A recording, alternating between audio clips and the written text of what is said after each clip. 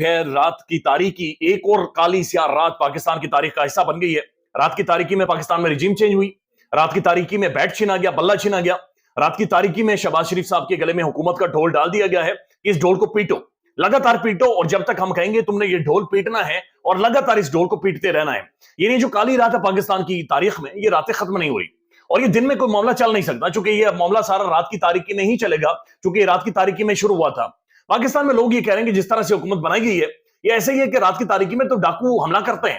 اور ڈاکوؤں کو حکومت باقاعدہ سے سونپ دی گئی ہے۔ اسلام آباد میں جو خبریں گرمی ہے کہ ڈیڈ لاک تھا، پیپلز پارٹی مان نہیں رہی تھی، لیکن اس کے ساتھ ساتھ پیپلز پارٹی کو، بلاول بھٹو صاحب کو، زرداری صاحب کو خفیہ مقام پر بلایا گیا، انہیں سمجھایا گیا، انہیں اے بی سی پٹی دوبارہ سے پڑھائی گئی اور انہیں چیزیں دکھائی گئی ہیں۔ یعنی حامد میر صاحب بھی اس حوالے سے گزشتہ رات تجزیہ ان کو سن لیں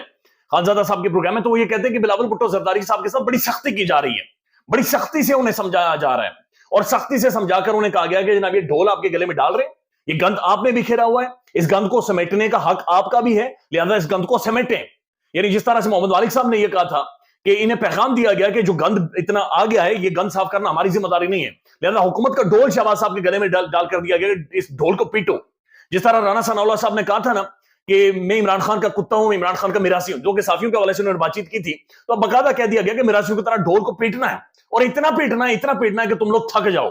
تو رادا ناچ رہی ہے، اور لگاتار پاکستان کے اندر ایک ناچ ہو رہا ہے، اور یہ گھنگرو باقاعدہ اس کی چھن چھن کی آوازیں آ رہی ہیں، اور یہ بڑے عجیب و غریب سے حالات بن گئے۔ تو اس حوالے سے بات چیت کرتے ہیں ساتھ ڈی سی اسلام آباد، جنہوں نے تباہی مچائی ہوئی تھی، سیاسی لوگوں کے خلاف ایک حملہ آور تھے، وہ انہیں آج عبرت کا نشانہ بنایا گیا۔ جسٹس بابر ستار ایک مثال بنے کہ ایک جج اگر کھڑا ہو جائے، ایک جج اگر ہمت کر جائے، تو میرے اور آپ کے ساتھ کوئی ناانصافی نہیں کر سکتا۔ ڈی سی صاحب کا یہ کہنا کہ میں عمرے پر جانا چاہتا ہوں،